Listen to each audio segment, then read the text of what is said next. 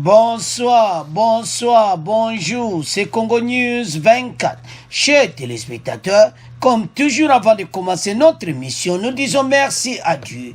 Nous disons merci à nos chers abonnés et téléspectateurs qui nous suivent partout dans le monde entier et en RDC.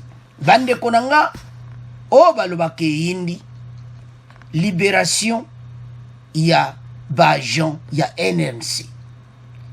Bokoyoka bakangaki bango pendant quelques heures bandeko donc Nora Kivu eza mobulu mikolo pona bapaya. Et de l'autre côté, Italie atindi bajana bango. Baza pour le moment na Nord Kivu na réunion bandeko nanga nde bozomona donc baza présent na Nord Kivu. Alors François Beya Mikolo aza vraiment na ba dossier belé pour y a conseiller spécial en matière de sécurité. Alors bandeko nanga Toko développons ensemble. Deuxième point, chers téléspectateurs. Le tout se resserre autour de John Numbi, le plus influent des généraux de Kabila. Bande Konangai, situation zo koma kaka mobulu. Donc, affaire Tchebeya, ba révélation na ba révélation. Et maintenant, qu'est-ce que ba français basali? Basali film. Boko landa yango bandeko nanga eza somo na banani batindaki baboma Tchebeya na banani basalaki basolo alors boko landa film wana TV5 bandeko nanga eza somo toko développer ensemble. Troisième point chez téléspectateurs et yindi ne mwana Ntsemi bientôt ministre. Bandeko nanga alobi akutani na Sama Lukonde aloma solo le kitoko donc déjà Kalate Tokoyoka ne mwana Ntsemi dans le gouvernement d'union sacrée alobi yefa travailler donc somo bandeko nanga alors toko développer point et puis on va parler encore na oye salami na lamuka bandeko kuna mubula osaka na ngoti.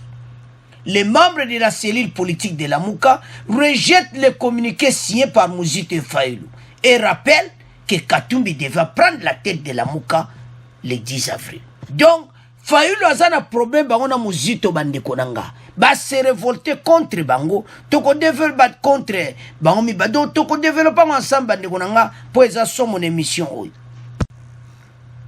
Alors, chers téléspectateurs, bandeko nanga to komi na premier point na biso. Awa toko division en deux. On va parler, il y a libération, il y a Bajan, il y a ONG en Norvège, NRC, Norwegian Refugee Council, et puis après, on va parler, il y a Makamba Luka, Oyo Italien, Batindi Batu, Nanketa wana RDC.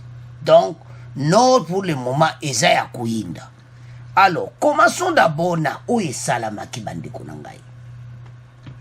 Bato yo a programme humanitaire, ba surtout ki kaka boye donc ba yaya baki yena bang do bakange ki bang. Donc 5 penza enlevé.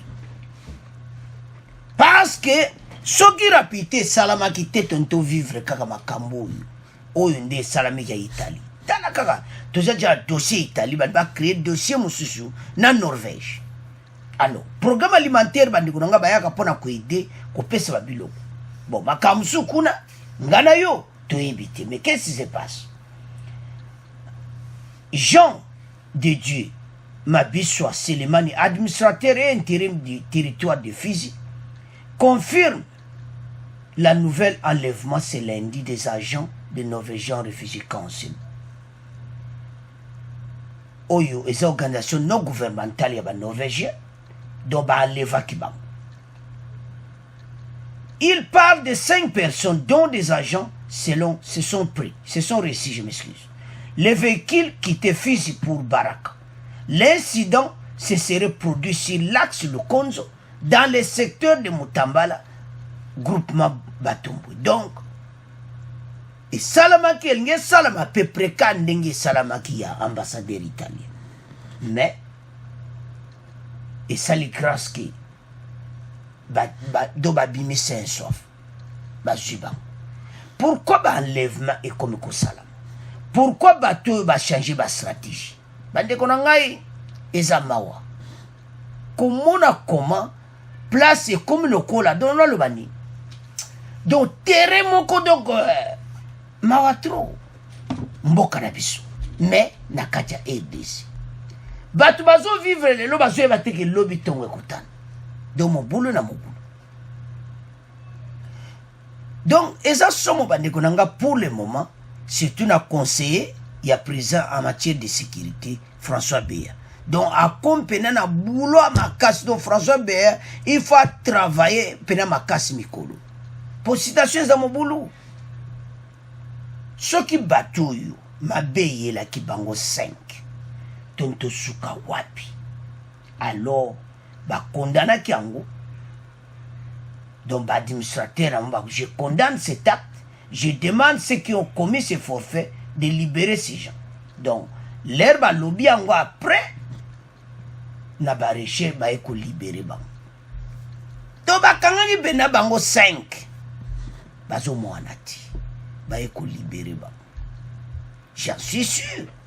Message quoi qu'il a ndenge moko ya kosakanati.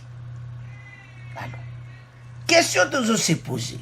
Ndenge salami bongo. Na ba ADF. Il fallait qu'on sala bongo. Tala ba libérer batu. Mais biso batu ADF bazo boma batu na biso hernios. Alors, bande konanga.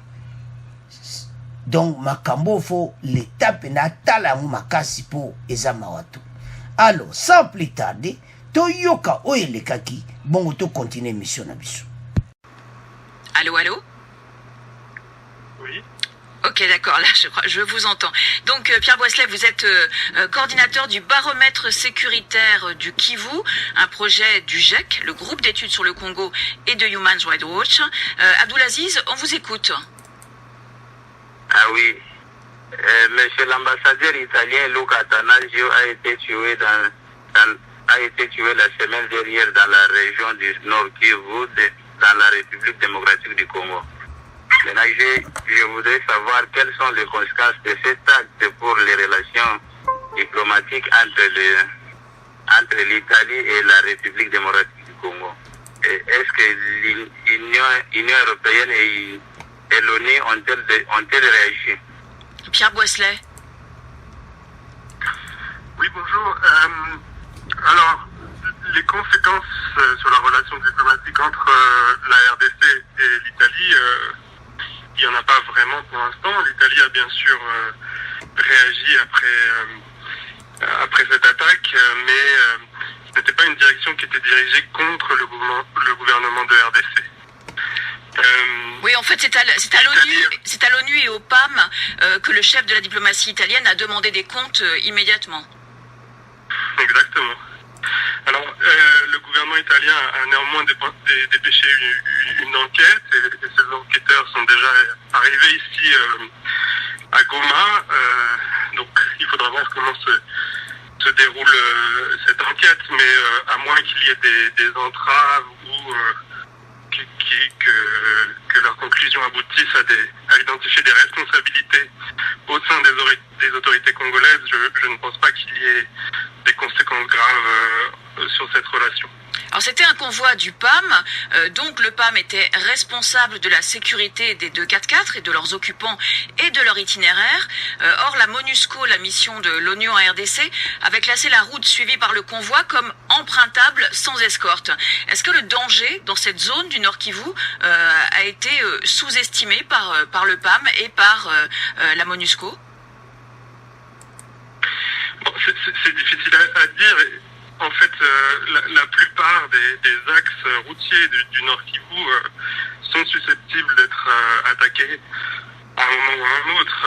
Là, effectivement, rétrospectivement, on peut se demander si l'évaluation était correcte, mais il faut peut-être rappeler aussi quand même que ce tronçon-là était emprunté quotidiennement par des convois d'humanitaires sans escorte, donc c'est assez difficile d'être sûr à 100% qu'aucun convoi ne sera jamais attaqué, et puis l'aide humanitaire dépend de ces déplacements. Mais que sait-on actuellement sur les circonstances de l'attaque? Il pourrait s'agir d'une tentative d'enlèvement qui aurait mal tourné?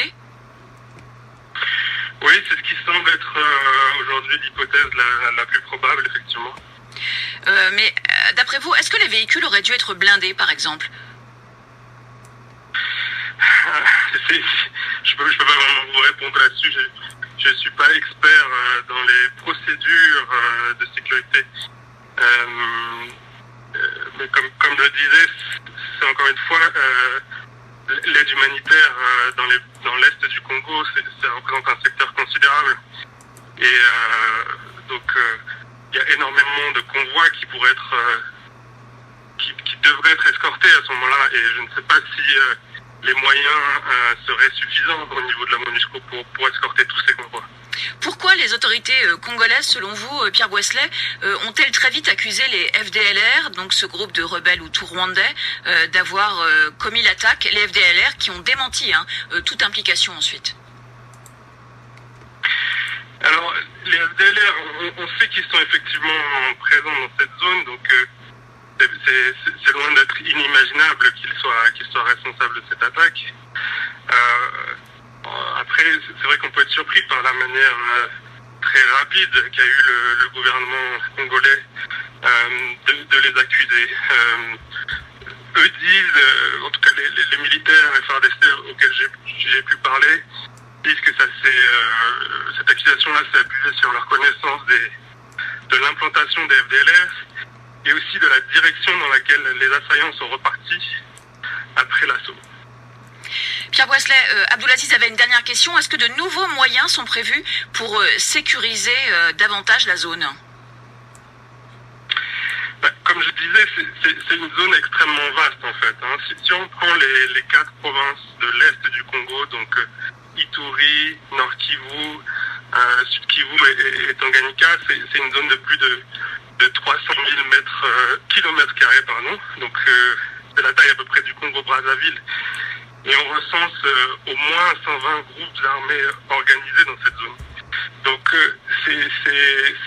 c'est difficile à sécuriser. C'est difficile d'arriver à sécuriser. Merci beaucoup Pierre Boisselet et merci à vous Abdoulaziz de nous avoir appelés. On part maintenant. Alors, chers téléspectateurs, chers internautes, bande konanga tolandi wana. Donc eza somo. Gouvernement italien batindi batu moko mbala mo kuna na no.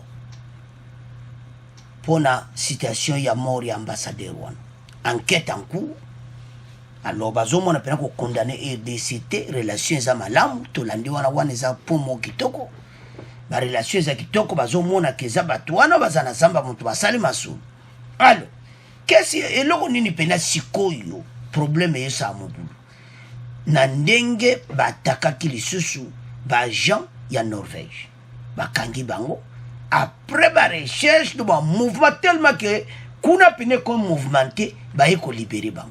Alors et là qu'on y toko comprendre à où ils ont les canaux, c'est-à-dire balimba changer système moko ko tia batilisho balobaka suka na mal à l'aise mais bande konangai ba congolais to fungola miso o ezamboka na biso ba paya bazoya kunyokola biso oyo basana zamba wana mais isa un jour on va tout balayer bakokende pour faire zo bunde tumba zo sala pena makasi mona dernièrement bazaki en communication na vice-présidente ya États-Unis vice-présidente des États-Unis a promettre fachete bakoyoka na ba partenaire pour masulona est en tout cas ici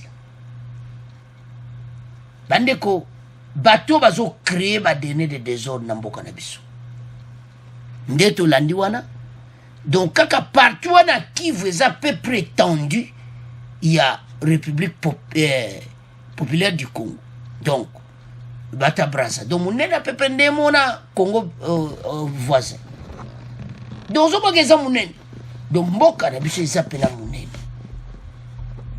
donc bazo kipe zone wana na kata zamba n'étendu il y a pays mobile. Alors, surtout tali comment pays n'a pas immense, comment pays n'a pas recherche, batou l'air nyonso bazakoya.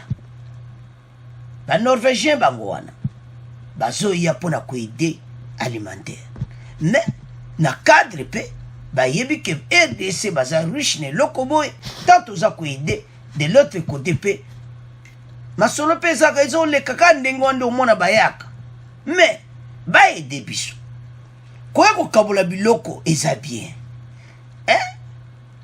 koya eza bien mais baede biso na bato baza kokufa parce que MONUSCO wana nazoyeba te yango lere mo bandeko babone makambo olobaka ke bato wana bavandi 20 ans basaka eloko te so otali bacommentaire gouvernement batala na bacommentaire bakongole bazokoma bato wana basaka eloko te kuna donc basituation nde bango bayeba mouvement topesa exemple situation oyo tant ka baenleve bango qu'est-ce qui s'était passé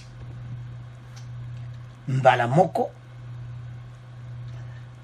bato ya bachef na bango bango alobi on condamne cet acte et demande à ceux qui ont commis ces faux faits de libérer ces gens immédiatement. Administrateur à territoire. Vous savez, oiseau talaba makambo na nyonso mais ba libérer ba batiki senga gens wana donc on toyo kapé drame sur ce salami mais mouvement nyonso esama na es ezo sengeza la contrôler bandiko na so ko continuer boiti de mort en tout cas ça passe alors bandiko nanga et ça passe mais tu yebi que solution ko zoma parce que bandiko na biso il faut kuna kimie kota c'est ça souci na biso bato wana nyonso bakofuta mokolo ezali kaka makambo tooloba lelo bokoyoka ki makambo toyokaka na émission moko ke makambo wana est ekosila parce que 20 ans nyonso wana yango lemo toza na kanda pene ya gouvernement oyo eleki nga chaque fois na répétaka mo oyo 20 ans eleki kaka boye donc toyebi te so bazali komultiplier bagroupe armé oyo parce bazalaki 300 batika 122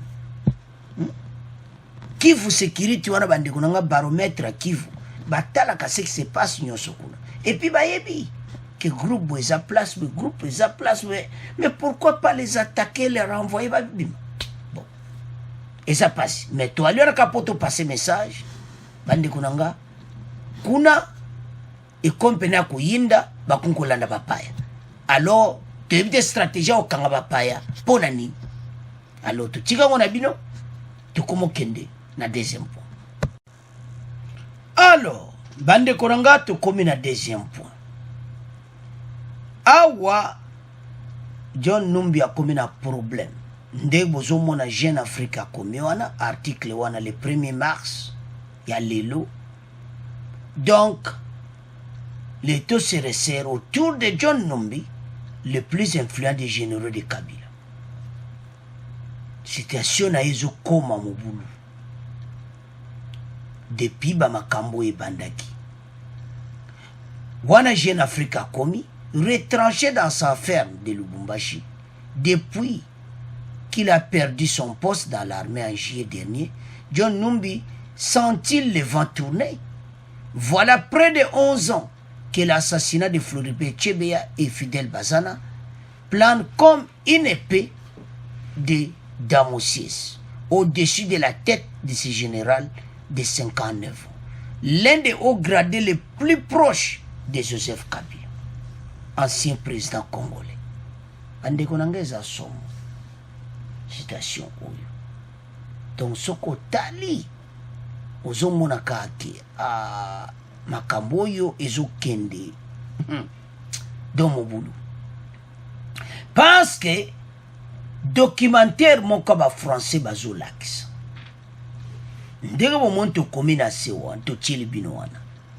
L'affaire Chebeya, un crime d'État de Thierry Michel, sera divisée ce lundi 1er mars à 22h, heure de Kinshasa, sur la chaîne de télévision généraliste francophone internationale TV5 Monde. Pour Thomas Soutinel du journal Le Monde, Plus qu'une enquête policière, l'affaire Tchebe est une chronique de la vie dans un pays ambigu entre démocratie et dictature. Donc, et ça vous voulez. Alors, bango batiango pena moto, ba français batiango musala somba sali film, ba laksango en direct na Kinshasa le 1er mars 2021. Bande koza pour va chauffer dossier. Donc desio ndenge ba lelo na pokwa. Tangu kaka film wana batu batali yango na Kinshasa. Bande koyo kalubi. Donc RDC kozala koningana. Parce TV5 azo laksa yango ndenge ba boma kichebe. Parce que bazana belema nyonso oyo ba policier wano bazali banda ba pesa ki tout. Et puis ils ont démonté bazali film. Déjà diffusé dans TV5. Thierry Michel est si familier des protagonistes et de la société congolaise que sa caméra l'entraîne vers les aspects les plus singuliers de ce moment. L'air makamoka que TV5 a olaksango lelo Jeune Afrique indisi. Alobi siko meyaya ekosukele ndenge nini na Lubumbashi. Donc, eza mubulu. Donc, bon mon article wana. Moi je vais lire. Régulièrement soupçonné d'être le commanditaire de ces crimes emblématiques de la dernière décennie, wana Jeune Afrique Mutakoum en RDC, pour c'est avec lui que Tchebe Bassana avait rendez-vous le soir du 30. Et Numbe a toujours nié avoir joué le moindre rôle dans le meurtre du directeur de Range, voix sans voix, et son chauffeur. Ye awangana neka ka ye aebine likamute. Alors, sikoyo bandeko nanga botala ndenge ba français bakosa. Quand ndabo ko publier yango na TV5 film wana, ndenge masolo elekaki. Siwe ko suka ndenge. Eza mobulu. Pourtant ba ko laksango donc toujours baté donc eza pena mobulu te bandeko na. Parce que ndeto sa l'émission donc déjà dans une heure donc kune bandi bato bando tal. Alors bandi konanga siko tango bakotala ngo ce soir parce que mon nyoso akena YouTube atali TV5 après même ba minuit même à 23h batali yango. Bon après avoir kotala yango muzomone loko nie ko benda ba français bazama yele pourquoi bazobenda makambo. Et puis titre à film bande konanga affaire Tchebe do babengo un crime d'état. Et ça somme un crime d'état. Donc tango bako laksango donc RDC kozala kuninga. Donc tozomona ke bato to basala ki makambo oyo. Film oyo oya Tchebe ekolamusa dossier mobimba. Bande ko mikolo na kisasa même makambo ya Rusimu Kendi. Rusimu Kendi pe dossier na yebande ko bazo samba na parquet. Ba renvoyer yango le 10 mars. Donc état de droit penezo sala. Bato tout basala biso mabe bakofuta. Biso za batu to za banyamati. Ba Congolais ba souffrir a mundenga mukete. E bandi konanga kalate. Ba grand maître toko yoka na ba ministre na ba nani ba grand maître na kati ya makala. Donc entre 4000 ba ji dam ba bane ko beta ba dam o beti dam esili bo partager moi lipa après bo kesi ko na ba carte mbala mo pe kuna désordre de koti libanda ba pete be ba ya chebiri mubulu. Donc ba ko mona makamna ba bande ko bato ba ko ka prison. Quel que soit au lia bien ou tout ça, mais tant avant d'entrer à Bimbo, à bête koto mir, bateau au craqué. Et comme on a maladie à bout, ba mémoire à centre nganda, aux zongi kuna. bako vivre ngo pasi tonyo kwami mais bamirwa ne kuzwa bango bakupeta badam bakupeta bakarte na ndenga mukiti mais baza banani ba grand maître tozao. Alors bandeko nanga tutiki pona bino tokomoleka na troisième point oyo bomi mboka lamuka bamembre batomboki mabe base révolté contre Muzito et Fayulu. Alors bandeko nanga chers internautes tokomi na troisième point et yindi ne mwana Ntsemi bientôt ministre et yindi les membres de Lamuka contre Fayulu et Muzito fâché contre bango mais toujours yana point to bana ne mwana Ntsemi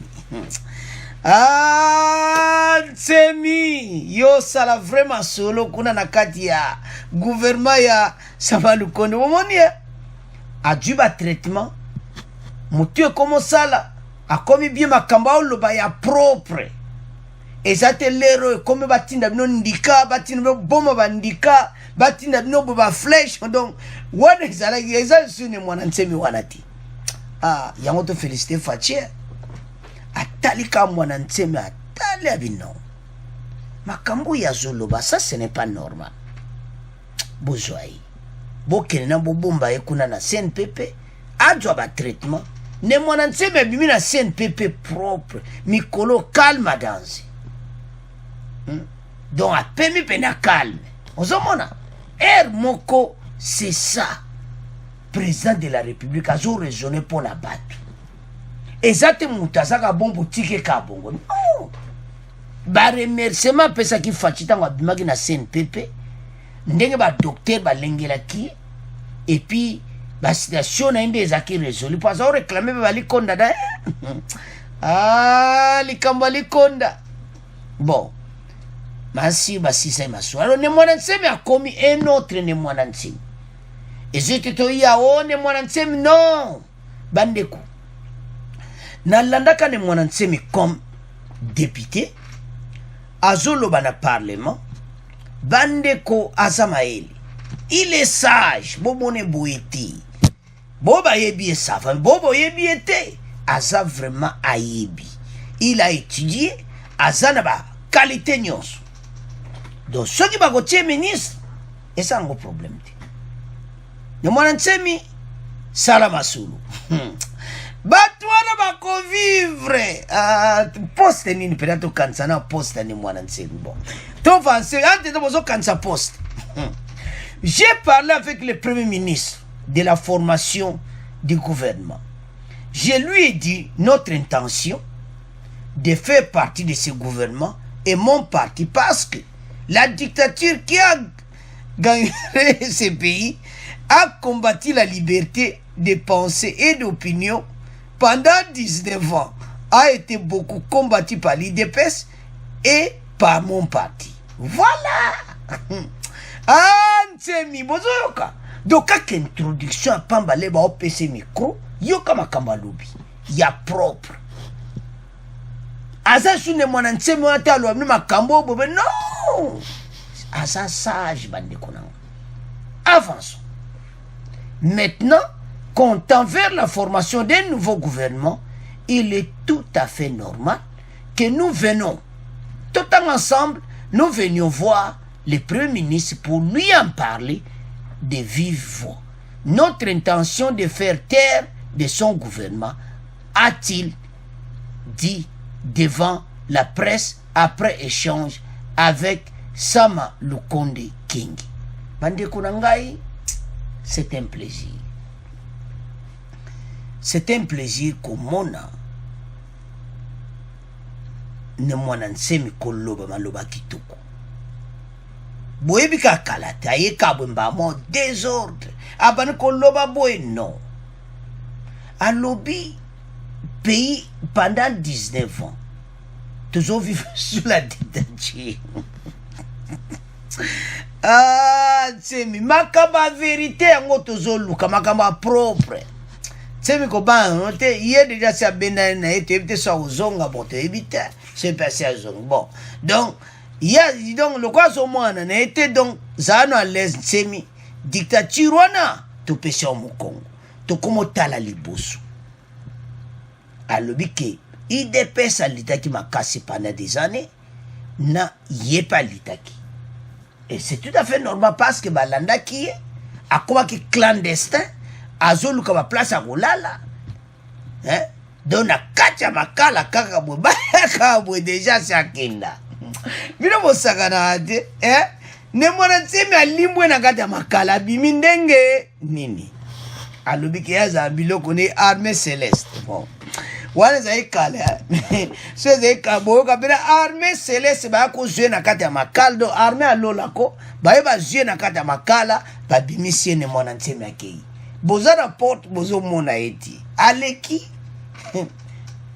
ba mona epete baluka ye esabima pays musis non kana kati ya RDC mais bakoko zwa eti ya wana zo ke ya za mystico bon toke sikora poste ndi ko chane mwana nsemi ne mwana nsemi zo mériter ba poste moko oyo pena stratégique o aloba pena pona mboka parce que il a beaucoup lutté aussi alors problème à poste tigona mais pas azo mérité azo vraiment ko mérité que bango pe bazo poste na kati ya gouvernement pour mboka et avancer alors bande ko nga kutana lukonde doto zo zela annonce to mona kaka ne mwana nsemi ministre de la justice kaka bako nyoso ne mwana nsemi chema kutuna makala bon wana bon comprendre ka siko ne mwana nsemi ministre de la justice bon wale za entre parenthèses bon soko bela ne mwana nsemi ministre de la justice ayalo bo ba juge omunde osana kangela nga batu wana tout tout on va nyokola qui pendant à lui pendant 19 ans ne mwana nsema okanga tout batu wana tout makale bon parce que batu ba yiba na bango ndo bazakari ba infraction alors wana totika ngona bino tokomoleka na oye yindi na kati ya Lamuka. Les membres de la cellule politique de Lamuka rejettent les communiqués signés par Mozito et Fayulu et rappellent que Katumbi devra prendre la tête de Lamuka le 10 avril. Ba yebisi Fayulu na Mozito. Ba peuple ba vandi. Ndeka bomona kana Pascal. Donc, ba vandi ba lubitala. Et pas bon ba kei, union sacrée. Et ça n'a pas de problème.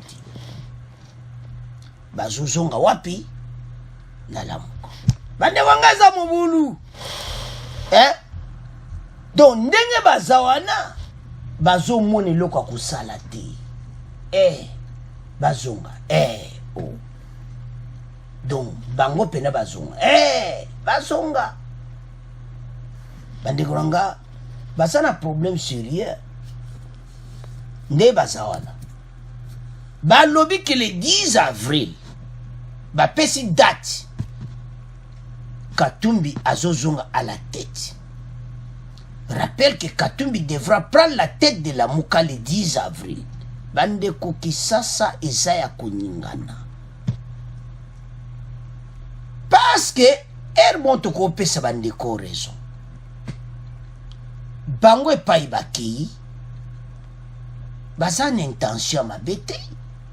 Pourquoi kolobala bango kende bakene union sacrée balungwe ba membre à Lamuka? Non.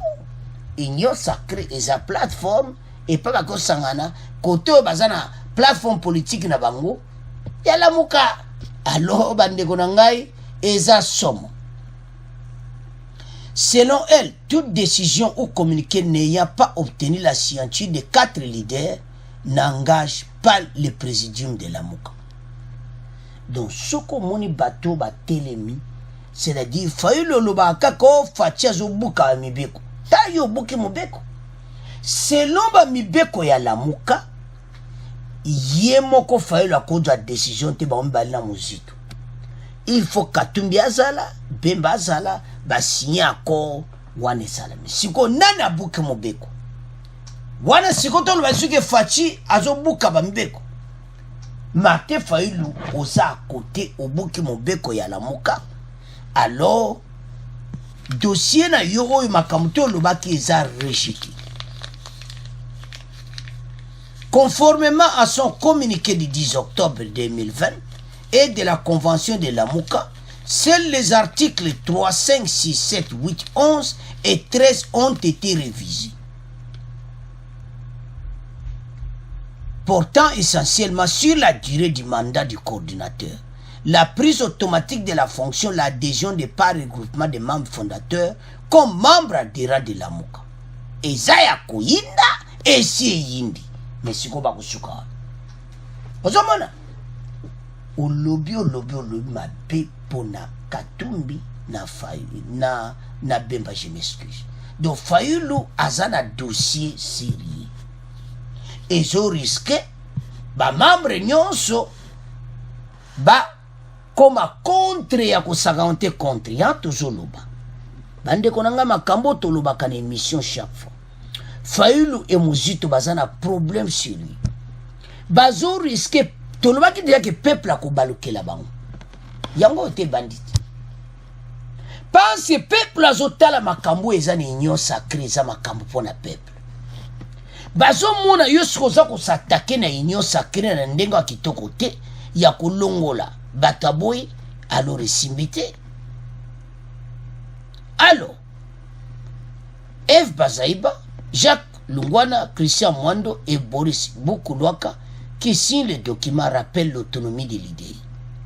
Baïbsi Bango, qui banda lelo, le 10 avril, Martin Fayulu Olongwe, Katumbi azo remplacé. Et Zaya Koyinda, et si Yinde le Fayulu. Donc Fayulu a commis un problème si les membres ont commis contre. Car on a dernier des révoltes. Alors, article wana ya buki yango. Oh kaka biso do buki. Oh kaka Faci ya buki. Oh kaka bawana ba buki. Oh union sacrée bazo buka mibeko. Oh boyena bo melelo to komyo. Martin Fayulu a buki yango.